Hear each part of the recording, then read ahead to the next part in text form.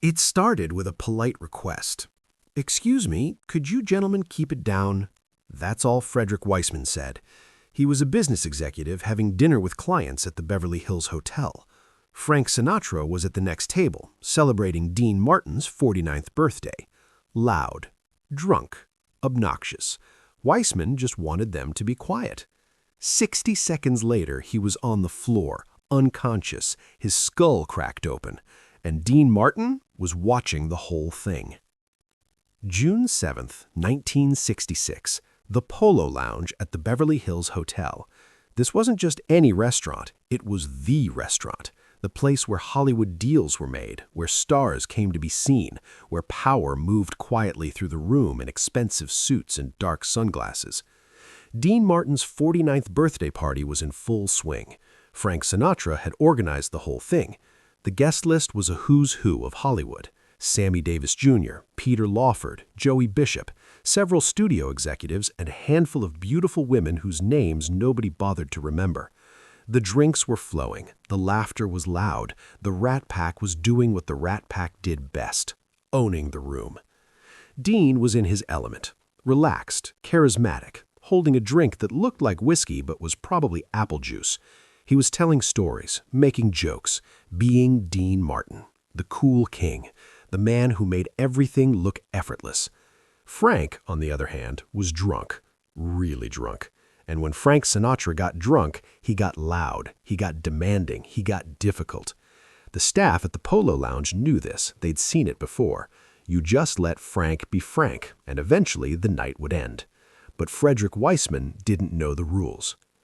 Weissman was 54 years old, a successful businessman, president of a company called Weissman Edel. He was having dinner with two important clients from out of town. This was a business dinner. Contracts were being discussed, money was on the table, and the noise from Frank Sinatra's table was making it impossible to concentrate. Weissman had politely asked the waiter to request that they lower their voices.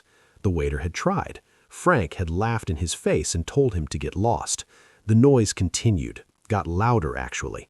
Weissman tried to ignore it. He tried to focus on his clients, but Frank's voice kept cutting through everything, brash, crude, demanding attention. Finally, Weissman had enough. He excused himself from his table, stood up, and walked over to Frank Sinatra's booth. He was polite, respectful. He leaned down and said very quietly, "Excuse me, Mr. Sinatra, I don't mean to interrupt, but could you and your friends possibly keep it down? We're trying to have a business discussion." Frank stopped mid-sentence. He turned and looked at Weissman. His eyes were bloodshot, his face flushed from alcohol. He stared at this nobody who had just had the audacity to tell Frank Sinatra to be quiet. "What did you say to me?" Weissman stayed calm. "I just asked if you could lower your voices. We're having difficulty hearing." "Do you know who I am?" Frank's voice was rising now. The entire restaurant was starting to notice. "Yes, Mr. Sinatra, I know who you are. I'm just asking, you're asking me to shut up in the middle of my friend's birthday party?" Frank stood up. He was smaller than Weissman, but his presence filled the space. "You're asking Frank Sinatra to be quiet?" Dean Martin saw where this was going. He'd seen Frank like this before, drunk, belligerent, looking for a fight. Dean stood up, put his hand on Frank's shoulder. "Frank, come on, the guy's just asking." Frank shrugged him off. "Stay out of this, Dean. This clown needs to learn some respect." Weissman raised his hands. "I don't want any trouble. I'm just trying to have dinner." "Then go have dinner. Get the hell away from my table." Weissman turned to leave. He tried. It hadn't worked. He was walking back to his table when Frank said something else, something loud, something crude about Weissman's wife, who was sitting across the room watching this unfold. Weissman stopped, turned around. "What did you say about my wife?" Frank smiled, a mean, ugly smile. "You heard me." What happened next happened fast. Weissman stepped toward Frank, not to fight, to confront, to defend his wife's honor. But before he could say another word, someone hit him, hard, from the side. Weissman's head snapped back and he stumbled. Another punch, then another. He went down. Dean Martin saw it all. He was standing right there. He saw the fists, he saw Weissman fall, he saw the blood, he saw everything. The Polo Lounge erupted in chaos. Women screamed, tables were knocked over, staff rushed in to break it up. Security was called. Within seconds it was over. Wiseman was on the floor, not moving. Blood pooled beneath his head. His wife was screaming, trying to get to him. An ambulance was called. Wiseman was taken to Cedars-Sinai Medical Center with a fractured skull, a broken jaw, and severe head trauma. The doctors said he was lucky to be alive. The police arrived at the Beverly Hills Hotel within minutes. By the time they got there, Frank Sinatra was gone. He'd left through the kitchen, driven away before anyone could stop him. But Dean Martin was still there, sitting calmly in the booth, finishing his drink. Detective Sergeant Thomas Mills approached the table. "Mr. Martin, I need to ask you some questions." Dean looked up. "Sure, officer. What can I do for you?" "There was an altercation here tonight. A man is in the hospital. We have witnesses saying you were present. Can you tell me what happened?" Dean took a sip of his drink. "I was having dinner." "That's it? You were just having dinner?" "That's right." "Mr. Martin, we have multiple witnesses who say there was a physical altercation at this cable. A man was beaten unconscious. His skull is fractured. And you're telling me you didn't see anything?" Dean set down his glass. He looked the detective straight in the eye. "I was having dinner with friends. It got loud. Some guy came over and said something. Then he left. That's all I saw." "That's not what the other witnesses are saying. Then maybe you should talk to them." Detective Mills wasn't stupid. He knew what was happening. He knew Dean Martin had seen everything. But he also knew the code. In Hollywood, especially in Frank Sinatra's world, you didn't talk. Ever. "Mr. Martin, obstruction of justice is a serious crime." I'm not obstructing anything, officer. I'm telling you what I saw, which was nothing. Mills tried a different approach. The victim's wife saw the whole thing. She's identified several men from this table as being involved. If you don't cooperate, you could be charged as an accessory. Dean's expression didn't change. "Like I said, I saw nothing. Is there anything else?" Mills knew he was beaten. He couldn't force Dean to talk. Without his testimony, the case would be difficult. He closed his notebook. "We'll be in touch, Mr. Martin. Don't leave town." "I'll be right here," Dean said calmly. The next day, the story exploded. Newspapers across the country ran headlines. Sinatra brawl at Beverly Hills Hotel. Executive hospitalized after fight with Rat Pack. Dean Martin questioned in assault case. Frederick Wiseman's lawyers filed a lawsuit. They wanted answers. They wanted justice. They wanted someone to pay for what happened to their client, who was still in intensive care fighting for his life. The police investigation continued. Detectives interviewed everyone who was at the Polo Lounge that night, dozens of witnesses, staff members, other diners. Everyone had a different story. Some said Frank threw the first punch. Others said it was someone else at the table, a bodyguard maybe, or one of Frank's associates. Some witnesses said Dean was involved. Others said he just watched. But through it all, Dean Martin's story never changed. I saw nothing.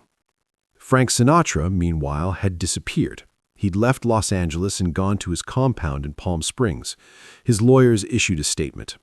Mr. Sinatra was present at the dinner but was not involved in any physical altercation. He left before any incident occurred. It was a lie. Everyone knew it was a lie, but without witnesses willing to testify, there was nothing the police could do. Dean was called back for a second interview. This time, the questioning was more aggressive. "Mr. Martin, we know you were there. We know what happened. A man nearly died. His family deserves justice. Why are you protecting these people?" Dean lit a cigarette. "I'm not protecting anyone. I'm telling you what I saw, which was nothing." "You expect us to believe that?" "I don't expect anything, officer. You asked me a question. I answered it." "Mr. Martin, this isn't a joke. This is a criminal investigation." Dean exhaled smoke slowly. "I understand that, and I've told you everything I know. Now, unless you're going to charge me with something, I'd like to leave." They couldn't charge him. There was no evidence that Dean had participated in the assault, and without his testimony, they couldn't prove who had actually thrown the punches. The case dragged on for months. Wiseman recovered, though he was never the same. His jaw never healed properly. He had headaches for the rest of his life. His business suffered. His marriage suffered. The night at the Polo Lounge had ruined him. His lawyers pushed for criminal charges. The district attorney considered it, but without cooperative witnesses, the case was weak. Eventually, it was quietly dropped. Frank Sinatra was never charged. Nobody was ever charged. But the civil lawsuit continued. Weissman wanted compensation for his medical bills, for his pain and suffering, for the damage to his reputation and career. The case went to court. During the trial, Dean Martin was called to testify. He sat in the witness box looking calm and composed in a dark suit. The lawyer asked him the same questions the police had asked. Mr. Martin, were you present at the Polo Lounge on the night of June 7th, 1966? Yes. And were you present when Mr. Weissman was assaulted? I was at dinner. There was some kind of disturbance. I didn't see what happened. You didn't see a man being beaten unconscious 5 feet from where you were sitting? I saw people moving around. I didn't see who hit who. Mr. Martin, are you protecting Frank Sinatra? Dean looked directly at the lawyer. I'm not protecting anyone. I'm telling the truth. The lawyer tried for an hour to break Dean's story. Dean never wavered, never contradicted himself, never gave an inch. The jury didn't believe him. Nobody believed him. But there was nothing they could do. Without Dean's testimony, they couldn't prove who had assaulted Weissman. The case was eventually settled out of court for an undisclosed amount. Frank Sinatra paid, and the matter was closed. But in Hollywood, the story became legend. Dean Martin had been questioned by police, grilled by lawyers, threatened with charges, and he never cracked. He never betrayed Frank. He never broke the code. Years later, a reporter asked Dean about that night. Mr. Martin, everyone knows you saw what happened at the Polo Lounge. Why didn't you tell the truth? Dean smiled his lazy smile. I did tell the truth. I didn't see anything. But why protect Frank? He could have gotten you in serious trouble. Dean's smile faded. Frank's my friend. You don't throw your friends to the wolves, not for any reason. Even if they're guilty? Especially then. That was the code Dean Martin lived by. Loyalty above everything, even above the law, even above justice. Frank Sinatra was his brother, and brothers protect each other, no matter what. The Polo Lounge incident revealed something about Dean Martin that most people never saw. Behind the cool exterior, behind the easy charm and the lazy smile, there was steel. There was an unbreakable code of loyalty that meant more to him than his reputation, more than his career, more than his freedom. Frank Sinatra knew what Dean had done for him. He knew Dean could have told the truth and walked away clean, but Dean had chosen loyalty instead. And Frank never forgot it. In private, Frank told people, Dean saved my ass that night. He could have thrown me under the bus, but he didn't. That's a real friend. That's a brother. The irony, of course, is that years later, Frank would forget that loyalty. He would forget what Dean had done for him at the Polo Lounge. He would forget all the times Dean had stood by him, protected him, covered for him. And on that stage in Chicago in 1988, Frank would make a joke at Dean's expense that would end their friendship forever. But in 1966, Dean Martin was still willing to risk everything for Frank Sinatra. He was willing to lie to police, to commit perjury, to be labeled an accomplice, all to protect his friend. That's the story they don't tell about Dean Martin. Not the cool guy with the martini glass, not the singer with the smooth voice, but the man who understood loyalty, who valued friendship above all else, who rather be called a liar than betray someone he loved. Frederick Weissman never fully recovered. He lived with pain and disability for the rest of his life. He died in 1971, just 5 years after the incident, from complications related to his injuries. His family always believed that Frank Sinatra killed him. And maybe, in a way, he did. But Dean Martin went to his grave maintaining the same story. I saw nothing. 3 words. That's all it took. 3 words that protected a friend and defined a life. In the end, that's what Dean Martin was. Not just an entertainer, not just a star, but a man who understood that some things matter more than truth, more than justice, more than anything else. Loyalty.